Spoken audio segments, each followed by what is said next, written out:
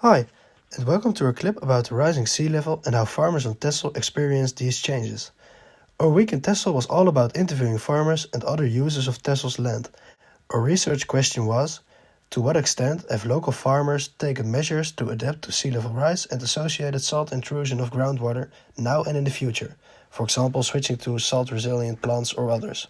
To find the answers to our research question, we first needed to find a clear knowledge gap to do research about. Because there is limited understanding in the long-term viability of, for example, salt-tolerant crops, we wanted to focus on finding out how farmers behave around questions like this. Can they make enough profit, and is it sustainable in the way they are doing what they do? We want to find out how farmers experience this process and how they are trying to change it or use it to their benefit to be able to implement measures needed to solve the occurring problems. Hypothesis. We think farmers are implementing different kinds of approaches, like switching to salt-tolerant crops and adapting water management, but long-term adaptation is limited by economic, infrastructural, and knowledge-based constraints. Method. We found that interviewing specifically chosen stakeholders gives us the best picture of our knowledge gap with the limited time we had. Wie Voedselbos. Willem and Trudy's Voedselbos lies at the bottom of Texel's high ridge, so rainwater flows towards their land. This ensures enough fresh water to push back saltwater intrusion. The soil is acidic and rich in iron, making some crops, like raspberries, hard to grow in the ground, so they use pots instead. They've installed drainage to quickly remove winter water and are planning their own fresh water supply to stay self-sufficient.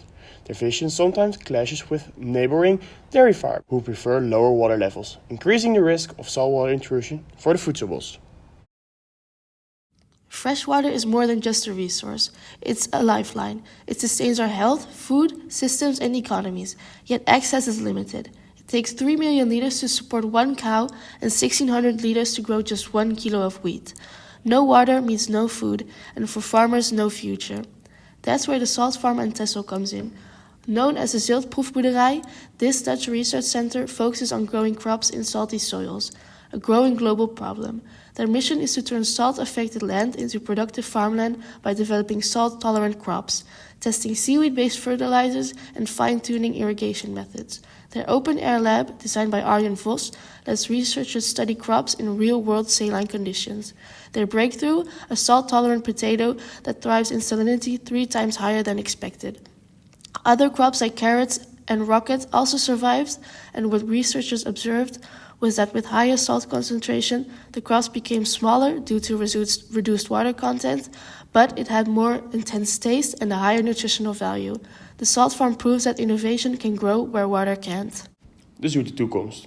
Freshwater storage on Texel. This pilot project on Texel covers 2 30-acre fields along the Postweg and Hoofdweg. The aim is to store fresh water underground, between 2 impermeable layers. Below lies salt water and clay. Above is the spierlaag, a complex mix of clay, loam and fine sand that seals the water in. Here's how it works. Rainwater infiltrates the soil and is collected via drainage pipes. It's then pumped into a basin and filtered with activated carbon. Once clean, it's injected into the ground at 0.3 bar pressure. At the Hoofdweg, this forms a horizontal water bubble. At the Postweg, a vertical system is used. The water remains underground until needed for irrigation. Technically, the system works, but it depends on the soil structure. Drilling samples help map the profile, but too many can damage the protective layer and cause leaks. The right balance is still being debated.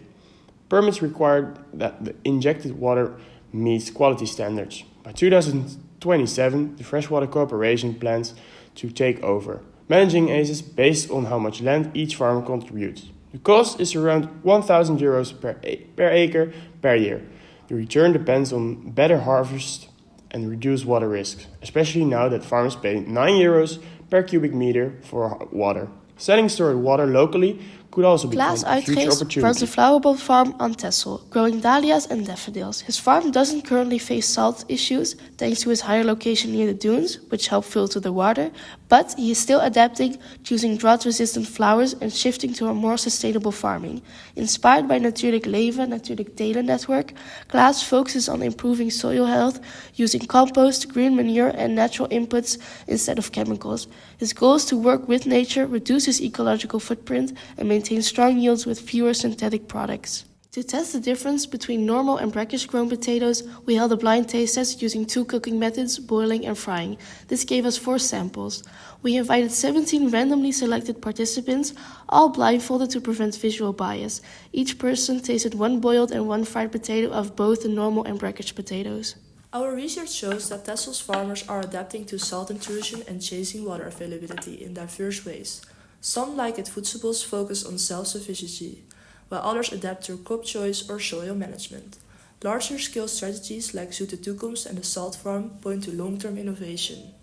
These approaches depend on urgency, resources, and access to knowledge. While adaptation is happening, it's limited by economic and infrastructural constraints. The strength of our study is the range of perspectives we included. However, our sample size was small. To support farming on Texel, we need not only technical solutions, but also better policy, funding, and knowledge sharing. And we sincerely thank the farmers who made this research possible.